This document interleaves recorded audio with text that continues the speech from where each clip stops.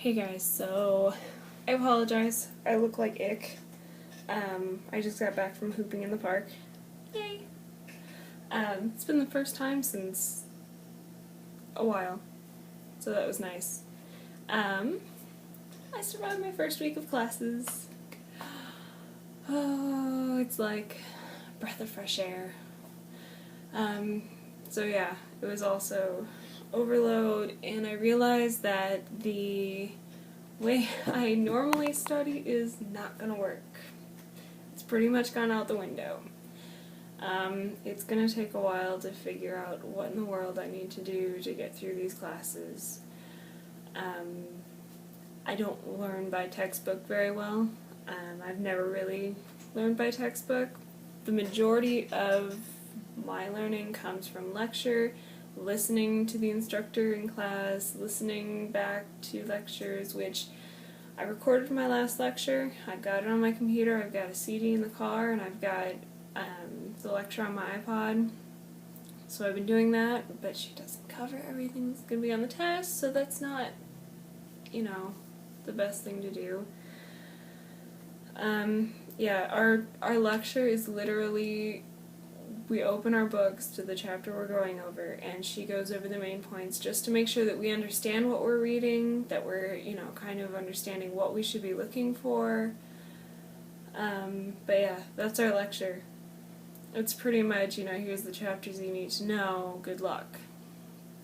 So, and our first test is next Thursday, and I've got, we've got the first chapters over, the history of nursing and kind of what is nursing, and then the second chapter we need to know is communication, and the third chapter is the one that makes me want to cry. It's all of the legal stuff, and there's a lot.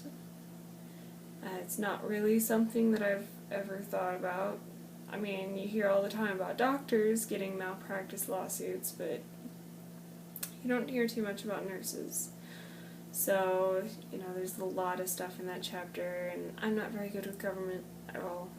I squeaked by government and economics. I have no idea how I made it through, but I did.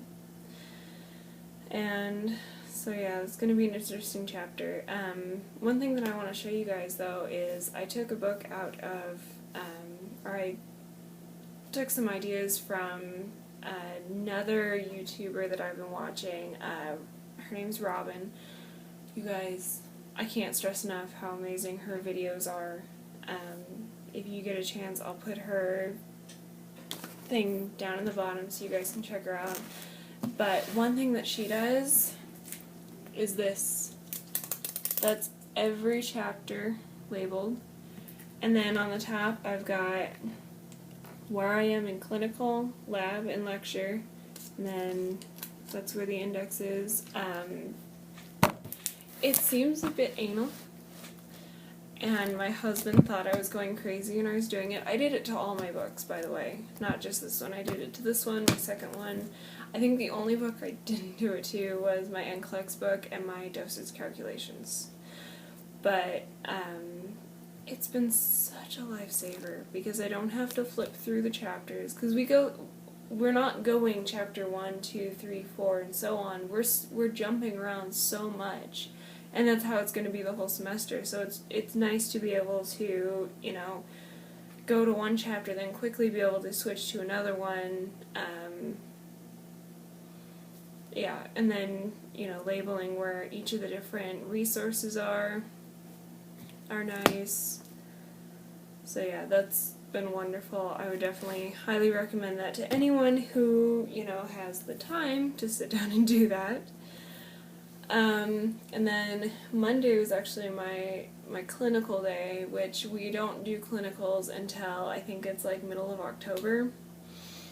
And so right now all we're doing is we're going over dosage calculations, and then we'll also be, once we get closer, we're going to be going to the virtual hospital and kind of preparing ourselves for the clinical setting. So that'll be exciting. And something that I didn't know is, I told you guys about the virtual hospital already, how flippin' amazing it is, but we have another one, a basic skills lab, which is just as big, I mean, it doesn't have all of the Sims that the other one does, but I mean, it's the resources the school has is ridiculous. And I guess what happened was somebody graduated from the nursing program and like left a whole bunch of money to it. So I don't know, but yeah, it's awesome. We're incredibly privileged here. I definitely would never ever take for granted anything that we have. So yeah. Monday we went over, well, all we really did was we went over the bloodborne pathogens and HIPAA and all that fun stuff. We got to take a tour of the virtual hospital, and we got to see all the stuff there, which, you know, that was fun. We got to learn more in depth of what the Sims can do.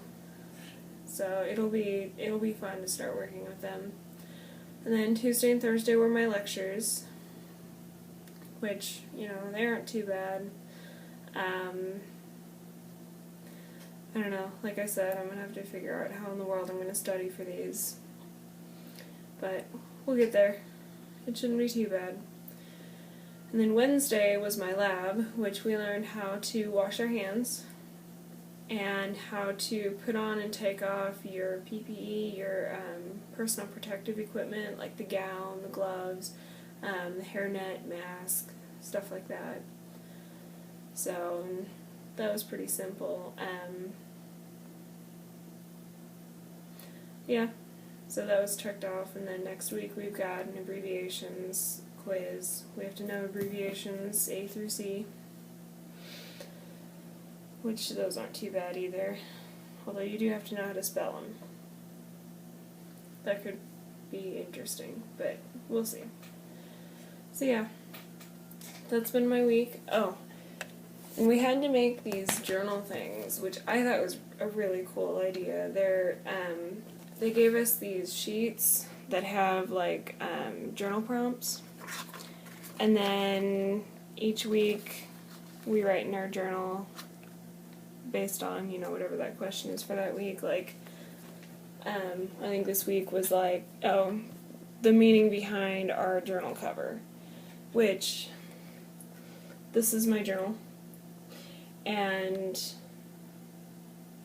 something that I kind of liked was the binding that I used was actually, I pulled together the favorite colors of all my family.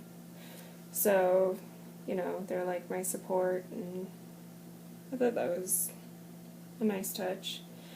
And then this is baby Easton. Easton Friedel. He was a baby born with epidermolysis bullosa, or EB, which is a horrible, horrible, horrible disease. Basically, it makes it so that your skin is really fragile. Sometimes they're called butterfly children because, you know, the slightest touch can cause, like, you know, burns, blisters on their skin. Their skin just breaks down. And it's, you know, it was a family that I started following on Facebook from the time he was born. I don't know him. I've never met him, but I followed his story. I've given money. I've got a necklace that I bought from a fundraiser. But one of the things that really stuck with me is the fact that, you know, especially when the family was in the hospital, the nurses were their first, you know, they were their front line for support. You know, these families went in, this family went in with, they already had 2 other kids at home. And, you know, as soon as he was born, they had to, you know, they flew him to another hospital. And so the family had to be away from their own kids for, you know, the longest time. And, you know, in order to be with this child, and, you know, this was something that was completely unexpected. They had no idea. You know, they didn't find out about it until the baby was born. Never heard about it. Didn't know anything about it until, you know, all of a sudden there's, you know, this child in your lap. And, you know, it was just, I couldn't even imagine what they went through, just the heartbreak of knowing, especially right after your baby's born, that you can't hold your baby, you can't hug your baby, because their skin is so fragile. I remember, there were pictures of the family holding the baby with a special blanket it was like coated in Vaseline in order to hold this baby, and that was the only way they could hold him. And, the problem with this disease is, a lot of children or babies don't make it very long because of infections, because you get so many sores and blisters. It's, keeping an infection is, that's a full-time job right there. But, the nurses were the front line there to, not only be there for the family, but to educate them as far as what to do, try to help, they'd have to help build them up, give them the strength to do this, and then teach them how to care for this child.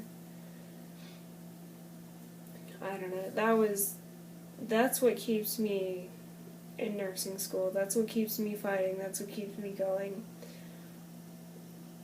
It's just, the privilege of a nurse right there. The kind of difference you can make in someone's life is huge. So, yeah, that's my reason for going into nursing school.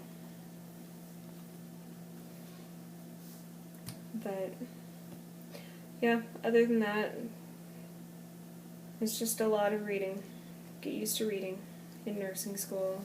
It's pretty much the only thing you're going to do outside of your practical skills. So that's pretty much why they say give up all social life, because I don't think I've done anything but read for the entire week. Every chance I get. And it's not just reading the chapter once.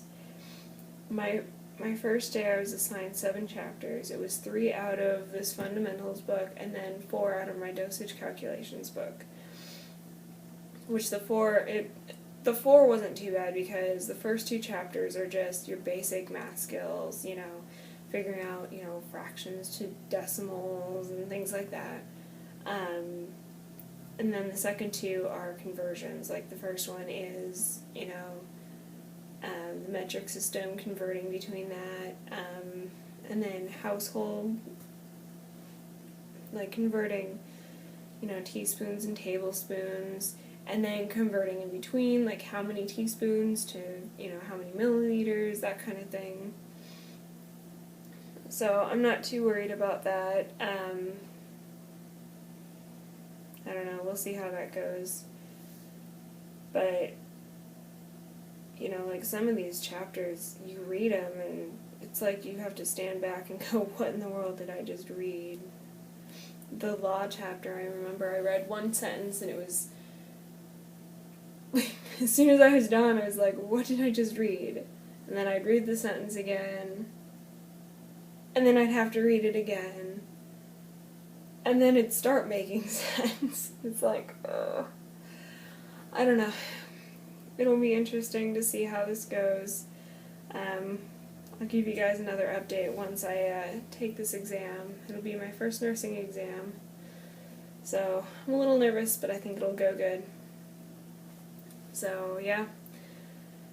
Feel free to subscribe and follow my journey with me. And my blog, I'll put it down below, but feel free to follow my blog too. Sometimes I'm just lazy and I type up a blog in my free time, so if you want to get the full picture, sign up down below. Thanks.